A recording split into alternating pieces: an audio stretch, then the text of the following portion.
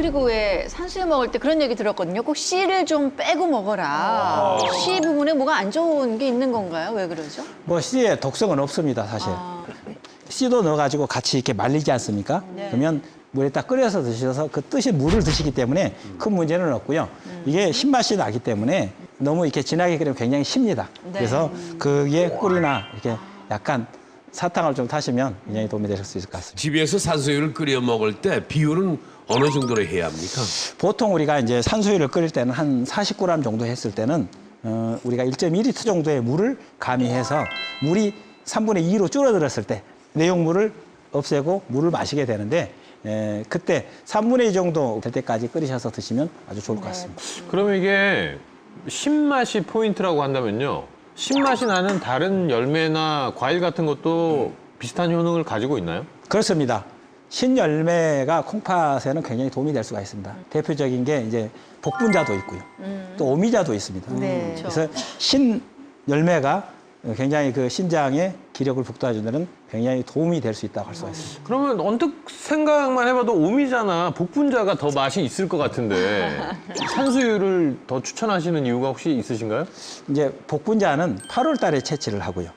오미자도 10월 초에 이렇게 채취를 하는데 지금은 산수유를 채취할 때이기 때문에 굉장히 신선한 산수유를 제철이기 저렴하게 때문에. 쌀 수가 있고 지금 철이다 이 말씀이죠? 네.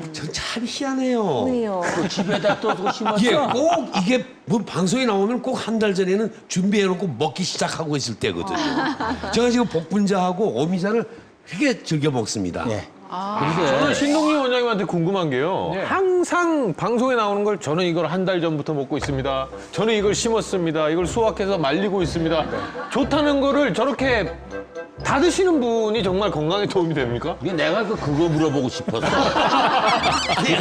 그것도 너무 많이 먹으면은 사람이 아닙니다. 이상해져. 되게 한 달 주기로 바꿉니다. 우엉차도 또 이제 중단하고, 예, 복분자 먹고 우엉차를 지금 먹는다고 말씀드렸지 않습니까? 내가 그렇게 좋은 것만 먹은 그래, 사람. 먼저 보내준 사람 많다 이거죠? 내가 신동희 원장님. 사람 많아. 자, 어떻습니까? 굉장히 허참 선생님께서 유행에 민감하신 얼리 어답터의 역할을 하시는 것 같습니다. 예. 직접 몸소 신청을 하셔서 예, 몸이 좋다고 하면 방송에서 소개를 해주시는 것 같고요. 아, 그러게 말입니다. 내가 먹었는데 안 좋다 그러면 그런 말씀 안 하시겠죠. 아, 그러니 네. 그것도 고창남 원장이십니다만은 그게 또 고창 복분자를 제가 먹습니다. 기가 막히네요. 이 산수유 끓인 물은 얼마나 먹어야 합니까? 보통 이제 일상적으로 커피나 이런 거 대신에 네. 아침에 종이컵에 3분의 2 정도를 아침, 점심, 저녁으로 한 달 정도 드시면 굉장히 몸도 가볍고 또 이렇게 기력도 회복되고 하는 그런 증상이 나타날 것 같습니다. 아, 예. 자, 부작용은 없습니까 혹시?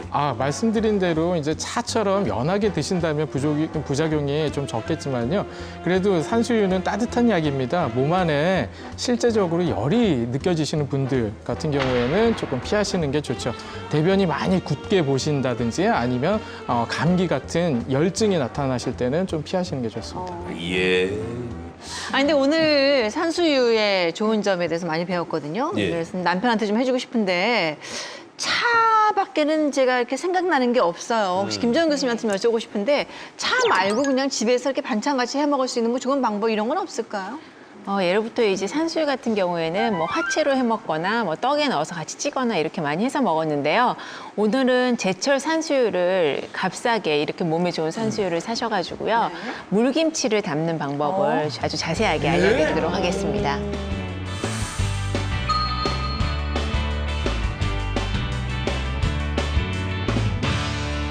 네, 우선 이 산수유 물김치를 자세하게 소개를 시켜드릴 텐데요. 산수유는요, 저는 그냥 마트에서도 쉽게 구입하실 수 있는 씨를 제거한 이렇게 건조시킨 산수유 같은 경우에 1년 내내 구하실 수가 있거든요. 예. 그리고 지금은 제철이기 때문에 직거래로 구입을 하셔서 생산수유를 쓰실 경우에는 건산수유의 2배 정도 양을 넣고 하시면 좋겠습니다. 한번 끓여보겠습니다. 이렇게 산수유를 넣으시고요. 물을 넣어서 이걸 넣고 한 30분 정도를 약불에서 끓여주세요. 그러니까 센 불에서 끓이면 다 증발이 되기 때문에 약불에서 은은하게 안에 있는 향과 맛을 끌어내기 위해서 이제 끓여주시고요. 끓이는 동안에 배랑 또 사과를 준비를 해주시고요. 나박썰기해서 준비해 주시고요. 이렇게 무도 같은 크기로 나박썰기를 해주세요. 한 3mm 정도 두께로 해주시면 됩니다. 물김치니까 뭐 집안의 취향에 따라서 미나리 같은 것도 넣고 그래도 되는 거죠? 네, 미나리 넣으셔도 되고요. 그다음에 뭐 쪽파라든지 또 저는 고수를 많이 넣거든요. 고수의 향도 굉장히 좋기 때문에 고수 좋아하시는 분들은 고수를 마지막에 듬뿍 넣으셔도 좋을 것 같습니다. 이 부분은 색깔이 약간 선홍빛이 좀 돌 것 같아요. 예, 산수유의 빛깔이 오미자나 뭐 구기자처럼 붉은색을 띠고 있지만 차를 끓이게 되면은 약간 갈색빛이거든요. 그래서 아주 붉은색의 화사한 물김치를 생각을 하시면 조금 어긋날 수도 있겠는데요. 예, 거의 뭐 겉모습에서는 티는 거의 나지 않습니다. 네. 자, 이렇게 준비를 해주시고 소금에 직접 절이시면 아무래도 소금 섭취를 많이 하시게 되기 때문에 소금물을 풀어서 절일 거예요. 산수유 물김치를 담으신 다음에 맛을 보시면요. 소금량을 반 정도로 줄이셔도요. 산수유의 씁쓸하고 신맛이 짠맛을 대신해 주거든요. 진짜 착각을 일으키기 때문에 똑같은 양의 소금을 넣고 만드시면요. 나중에 드셨을 때 굉장히 짜게 느껴져요. 그렇기 때문에 소금량을 줄일 수 있다는 또 장점이 되는 거죠. 자, 이렇게 하신 다음에 소금을 2큰술 정도 소금을 풀어서 소금물에 재워주시면 돼요. 그게 이제 국물이 같이 되는 거죠? 네. 이렇게 소금물을 넣으신 다음에요. 이 소금물은 버리지 마시고요. 그대로 마지막 김치 국물로 활용을 하실 수가 있어요. 이제 재워질 동안에요. 나머지 이제 양념 국물을 만들어 보겠습니다. 김치 국물을 만들게요. 예, 생강 다진 거 넣어주시고요.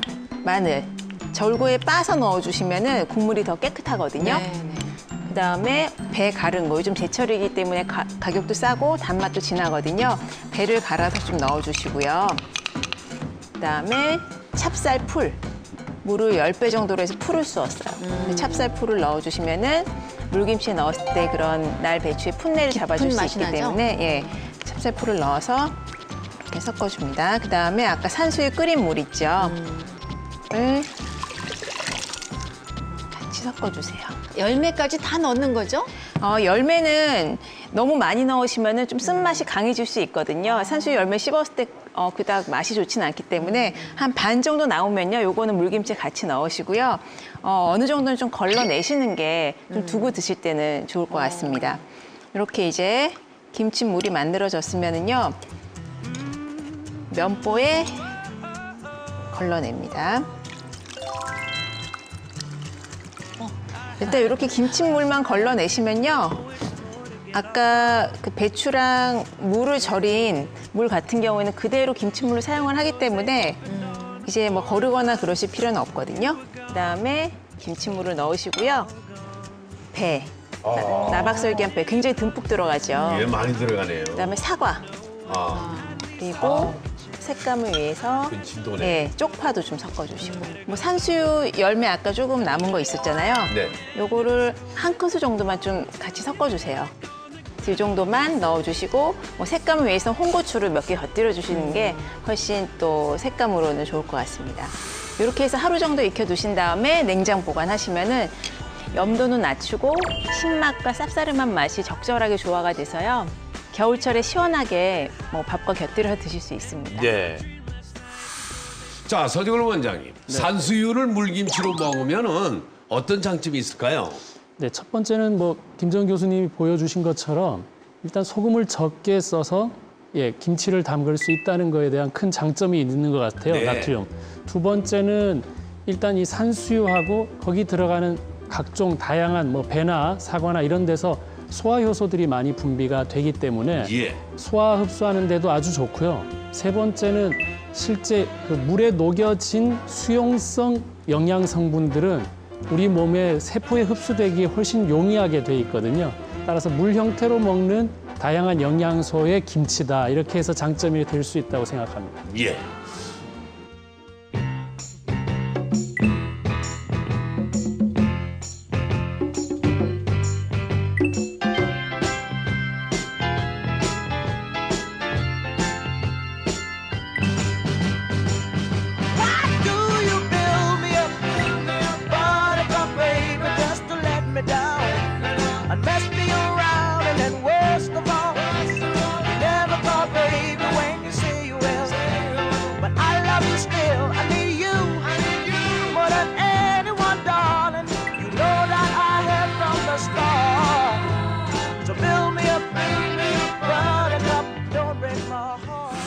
온 가족 콩팥 건강을 지키는 만원의 명약.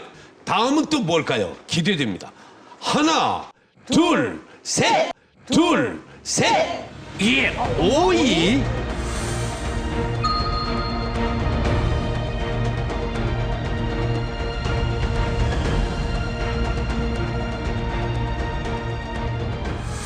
오이? 오이? 아유, 오이야말로 싸죠, 저거야말로. 오이 갈증 날 때나 밤에 심심할 때 먹기도 좋은데 이게 또 그렇게 좋은 겁니까? 여러분 오이 보시면 어떤 생각이 드십니까? 시원하지 않습니까? 네. 예, 그렇죠 일단. 오이는 이뇨작용이 굉장히 강합니다. 아, 예. 그래서 콩팥 기능을 약간 이렇게 북돋아 주는 게 있고 예. 내부에 열이 쌓인 걸 가라앉혀 주는 게 있습니다. 그래서 이 오이를 적절하게 드시게 되면 신장 기능을 조금 북돋아 줄 수 있는 그런 기능이 있다고 할 수가 있습니다. 네, 예. 오이 좋은 건 저도 알아요. 저 다이어트 할 때 오이 하루에 3개씩 갖고 다니면서 먹었어요. 네. 아주 잘 드신 건데요. 어이. 오이가 이뇨작용이 높은 채소인데 체내 노폐물을 체외로 배출하는 작용을 도와주기 때문이고요. 피를 맑게 하니까 고혈압 환자에게도 좋습니다. 몸이 붓고 비만증이 있는 사람에게도 좋을 수밖에 없는데요. 오이에 함유된 칼륨은 몸 안의 나트륨을 몸 밖으로 내보내는 작용을 하기 때문입니다. 몸 안의 노폐물을 제거해 주니까 혈압을 안정시켜 주고요. 부종과 갈증 해소에 효과가 있습니다. 아, 그러니까 오이가 여러모로 또 그렇게 우습게 볼 게 아니라 참 우리 몸에 이득을 주네요. 그렇습니다. 어저께 오이를 잘라놓은 소주를 좀 마셨거든요. 아유, 오이 소주요. 아주 잘 드신 건데요. 어이, 예, 동의보감에 보면 소주의 독을 푸는데 저 오이를 씁니다. 그 참 희한하죠. 네. 주독을 푸는 첫 번째는 네. 소변을 잘 보게 하고 두 번째 땀을 내는 게 우리가 그 숙취를 없애는 방법 중에 하나인데 이 오이가 소변을 잘 보게 하기 때문에 도움이 될 수 있을까 생각이 듭니다. 그 참 희한합니다, 좀요. 아, 그럼 오이를 하루에 얼마나 먹어야 합니까? 이게 오이가 이뇨작용이 강하기 때문에 사실은 변비가 있으신 분들이 드시게 되면 더 변비를 유발시킬 수가 있습니다. 그래요? 예. 그래서 딱 정해진 건 아니고요. 어느 정도 이렇게 적절하게 드시는 게 굉장히 필요하다고 생각을 합니다. 예. 예, 보충 설명을 좀 드리자면요. 콩팥이 매우 안 좋으신 분들은 생채소들을 다 조심하셔야 되거든요. 예. 몸 안에 칼륨이 너무 높아져서 생명에 지장을 일으킬 수가 있기 때문에요. 저 오이 같은 경우에도 콩팥이 안 좋은 신부전 환자분들은 예, 물에 상당 기간 오랫동안 담가 두셨다가 칼륨들을 배출시킨 다음에 드시는 지혜가 필요할 것 같습니다. 예. 네, 저 김 교수님 요리에 우리 요리를 많이 해주시는데 오이로는 또 뭐 어떤 걸 또 해주실 거예요? 예, 오이 보통 우리 드실 때는 뭐 생으로 쌈장을 찍어 드시거나 네. 아니면 오이 소박이처럼 김치를 담궈 드시는데 그렇게 되면 아무래도 짠맛이 좀 강하기 때문에 많이 드시면은 좀 무리가 갈 수가 있거든요.